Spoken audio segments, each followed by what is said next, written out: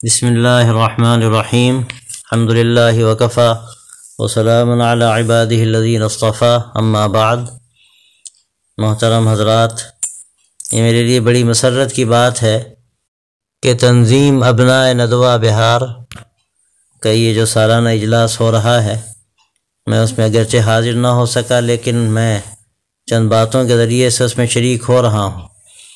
آپ حضرات کی یہ محنت قابل تشکر ہے۔ ندوۃ العلماء کی جو تحریک تھی، حقیقت میں اس کے بنیادی مقاصد میں یہ بات شامل تھی کہ ایسا نظام تعلیم عام کیا جائے کہ جس کے ذریعے سے ایسی نسل تیار ہو جو دین کی مکمل اور صحیح ترجمانی کر سکے، اور ہر طبقے کے لوگوں کو مخاطب کرنے کی اس کے اندر صلاحیت ہو۔ اس کے ساتھ ساتھ رفع نزاع باہمی کا بھی ایک بڑا مقصد تھا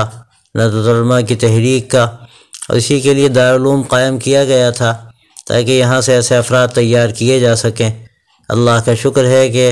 ندوۃ العلماء کی تحریک پورے ملک میں پھیلی اور اس کے اچھے اثرات سامنے آئے، اور علامہ سید سلیمان ندوی رحمۃ اللہ علیہ جو بہار ہی کے رہنے والے تھے، وہ ایک مثالی اور آئیڈیل شخصیت ہیں ندوۃ العلماء کے لیے اور یہاں کے فارغ ہونے والوں کے لیے، طلباء کے لیے۔ تو یہ جو آپ کام کر رہے ہیں یہ ایک خوش آئند بات ہے، لیکن بارہا میں بات کہتا ہوں کہ یہ سب وسائل ہیں دین کو عام کرنے کے لیے اور دین کی خدمت کے لیے اور ہر طبقے تک دین کے پیغام کو پہنچانے کے لیے۔ ہمیں کبھی بھی اس کو مقصد کا درجہ نہیں دینا چاہیے، بلکہ سمجھنا چاہیے کہ ہمارے سامنے جو اصل مقاصد ہیں وہ پیش نظر رہیں اور اس کے لیے ہم وسائل کا استعمال کرتے رہیں۔ میں نے یہ بات وہاں گجرات میں جو اپنائے ندوۃ العلماء کا اجلاس ہوا تھا اس میں بات کہی تھی کہ خدا نخواستہ اگر یہ ذریعہ بن جائے تعصب کا تو یہ ہمارے لیے بجائے مفید کے مضر ہوگا۔ اس کو ہمیں ذریعہ بنانا ہے اس کام کے لیے کہ لوگ دین سے وابستہ ہوں اور دین کی ترجمانی کر کے ہم لوگوں کے دلوں تک پہنچ سکیں اور اس کے لیے افراد تیار کر سکیں اور اس کے لیے جا بجا ادارے قائم کر سکیں۔ میں نے جو مقاصد دیکھے مجھے خوشی ہوئی کہ ندوۃ العلماء کے منہج پر اور اس کے نصاب تعلیم اور نظام تعلیم کو سامنے رکھتے ہوئے آپ یہ ارادہ رکھتے ہیں کہ جا بجا چھوٹے چھوٹے ادارے قائم کیے جائیں اور اس کے ذریعے سے نئی نسل کی صحیح آبیاری ہو سکے، اس کی تربیت کا صحیح انتظام ہو سکے، اور جو ہمارے فارغین ہیں ان کی ضرورتوں کو پیش نظر رکھ کر